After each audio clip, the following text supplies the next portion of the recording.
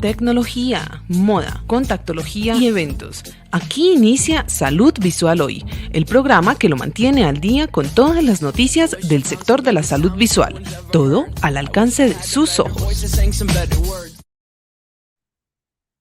Comunidad Franja, ahora me encuentro con la doctora Olivia Narváez.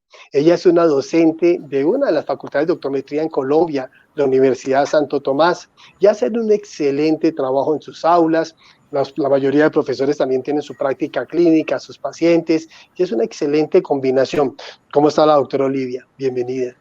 Buenos días, Javier, ¿cómo estás? Muchísimas gracias por la invitación nuevamente. Gracias por estar con nosotros, doctora Olivia.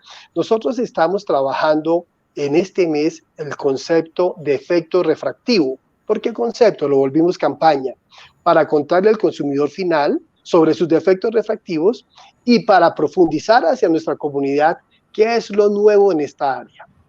Cuando hablamos con usted nos dijo, hablemos del concepto de la percepción visual y su relación con los defectos refractivos. ¿Qué está sucediendo, doctora Olivia, con la percepción visual de este nuevo ser humano? Y me refiero a ese ser humano virtual, digital, tecnológico, casi que 24/7. Muy bien, Javier, entonces pues partamos como del hecho de que la percepción visual inicia como tal en nuestros ojos y ya sabemos que es un mecanismo o un proceso que se da en 3 etapas básicamente. La primera etapa tiene que ver con esa fotorrecepción donde ese estímulo lumínico ingresa al ojo, atraviesa todas las estructuras y llega a la retina, a las células especializadas que son los fotorreceptores.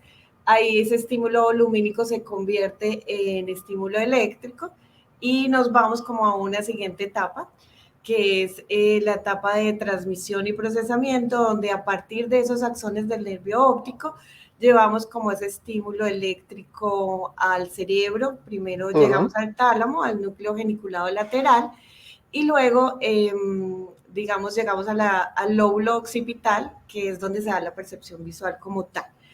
En ese lóbulo occipital ya sabemos que encontramos como esa zona primaria o esa zona de análisis visual donde se da como tal esa percepción. Entonces, es muy importante también relacionarlo un poco con lo que tiene que ver con el aprendizaje, dado que muchas veces a nuestra consulta llegan pacientes, especialmente niños, con alteraciones de percepción visual, creyendo que de pronto los maestros o los docentes los han remitido, han hablado con los padres de familia, dado que no se están cumpliendo adecuadamente los objetivos de aprendizaje, y se piensa inicialmente que puede ser un defecto refractivo, ¿cierto? De acuerdo, de acuerdo. Muy bien. Usted me dijo, tenemos 3 etapas. La primera etapa fue la fotorrecepción, la transmisión y procesamiento, y bueno, todo el concepto neurovisual. ¿Cuál es la siguiente etapa? Bueno, a partir de ahí, cuando ya el niño, digamos, como que la percepción visual es muy importante o está muy relacionada también con los procesos de aprendizaje. Muchas veces el niño no tiene un defecto refractivo como tal, pero presenta dificultades escolares, tales como realiza tareas incompletas, le cuesta trabajo memorizar, identificar símbolos o diferenciarlos, identificar figuras de pronto que son las mismas figuras, pero que están ubicadas o en un fondo diferente o de diferente orientación, diferente tamaño.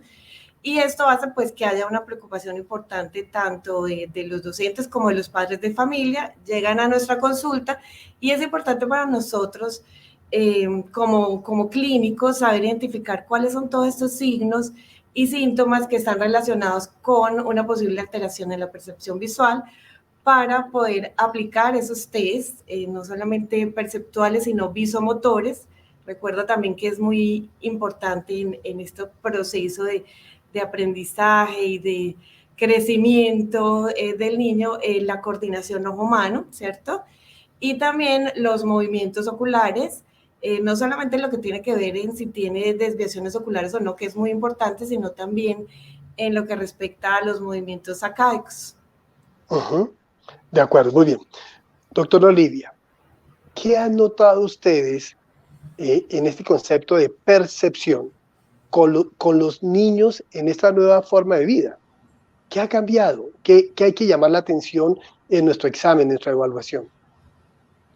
Bueno, es importante reconocer que en nuestra consulta rutinaria casi nunca realizamos como tal estos exámenes de percepción visual, a menos que identifiquemos lo que habíamos hablado hace un rato, que el niño presente dificultad para completar frases, completar rompecabezas, recordar de pronto si ha revisado algún texto o si ha revisado de pronto alguna película, un video, tener como esa recordación o esa memoria de inmediata, de corto plazo. También el terminar las frases, el respeto del renglón, Doc, porque muchas veces en la medida en que, incluso cuando ya somos adultos, cuando escribimos o cuando realizamos lectura, no realizamos los movimientos adecuados e incluso en la escritura no tenemos un respeto por el renglón.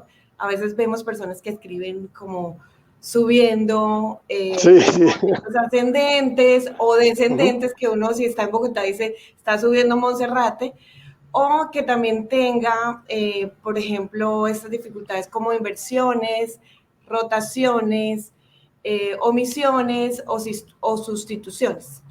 Que pues se pueden dar de manera frecuente, las personas de pronto se les dificulta también la comprensión de textos, entonces llegamos a veces también a nuestra vida adulta a estudiar, de pronto ya en la universidad o en algún otro oficio que queramos estudiar, y resulta que se nos dificulta también incluso hasta tomar apuntes, comprender lo que el profesor está diciendo y queda uno un poco rezagado respecto al grupo. Entonces, para nosotros como optómetras, de mano de los docentes y de mano de otro equipo interdisciplinar como los fonoaudiólogos o las personas que realizan terapia ocupacional, podemos lograr que tanto estos niños, que ojalá se detecten pues, en edades tempranas, como ya en edades adultas, pues puedan entrenar estas subhabilidades de percepción visual, visomotora y de movimientos acádicos para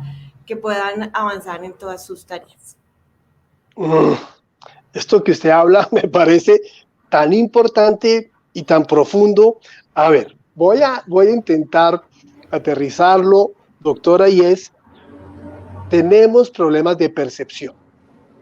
Y tener problemas de percepción no solamente son defectos refractivos, que es lo que está en la mayoría de la cabeza de nosotros. Tiene un problema de percepción, debe ser una hipermétrope, astigmático, algo de miopía, de pronto una insuficiencia de convergencia, acomodación, que es lo que habitualmente nosotros tratamos. Y por eso, para muchos de nosotros, ojalá no sea el caso suyo que me está escuchando, no tomamos en cuenta otras evaluaciones dentro de nuestra consulta tradicional, como por ejemplo, hacer una evaluación con los test visomotores, tener en cuenta los movimientos oculares, por ejemplo, los acádicos, los de seguimiento, tener en cuenta que los problemas de percepción no solamente es ver borroso o ver poco nítido, como que sí o no, realmente qué tan bien me estoy desempeñando, y por eso no solamente involucra a los niños, sino también a lo adulto en su momento de trabajar. Por eso, incluir, y lo nuevo es que debemos incluir, y no es nuevo, ¿no, doctora? Realmente es un concepto trabajado hace muchos años, pero que queremos involucrarlo en lo cotidiano. Nuevos test para evaluar cómo se encuentra toda esa vía que facilita la percepción en la integralidad. Y doctora, ¿qué tan común es eso que usted me ha relatado? Que tienen problemas para comprender fácil, para seguir al profesor, para escribir en orden, para comprenderse ellos mismos después, y en fin, todo eso que ¿qué tan común? ¿Tenemos alguna cifra? ¿Podemos medir para saber también cómo estar de alertas en nuestro consultorio? Claro que sí, hay algunas cifras, hay algunos estudios realizados por algunas universidades que destacan la alteración de algunas de las subhabilidades.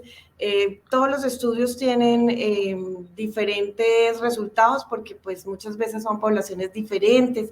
También cuando se compara por ejemplo, niños o personas que están en el sector público respecto al sector privado, tienen unas diferencias importantes. Hemos visto también a nivel macro, digamos a nivel gubernamental, cuando se hacen todas estas pruebas de conocimiento, de saber 11 y todas las que se hacen como dentro de las etapas escolares, que muchas de estas habilidades de escritura y de lectura están alteradas y probablemente pues puedan estar relacionadas con la percepción visual. Y pues realmente con el poco tiempo que muchas veces se tiene para realizar las consultas, yo creo que nos tenemos que volver es un poco analíticos en el sentido de cuál es ese motivo de consulta, cómo podemos profundizar, indagar un poco más allá para tener en cuenta, pues, citar nuevamente al paciente, porque, pues, recordemos que estos test de percepción visual son extensos, se requiere que la persona esté muy atenta, que esté en un ambiente incluso silencioso, que esté muy concentrado, para que pueda darse adecuadamente la respuesta de estos test. Y que se pueda realizar la evaluación de como de esas 3 destrezas que son necesarias en estos procesos de lectura y de escritura, que son la motilidad ocular, pues ya sabemos que hemos hecho el examen de optometría completo en todo lo que corresponde a motilidad, refracción, fondoscopía, etcétera, ¿cierto? Y evaluar, pues, adicionalmente, motilidad ocular, cómo están estos movimientos sacádicos, cómo está la percepción, hay varias baterías con las que se puede contar, y también cómo está la coordinación visomotora. Coordinación visomotora. Y estoy juicioso anotando todo.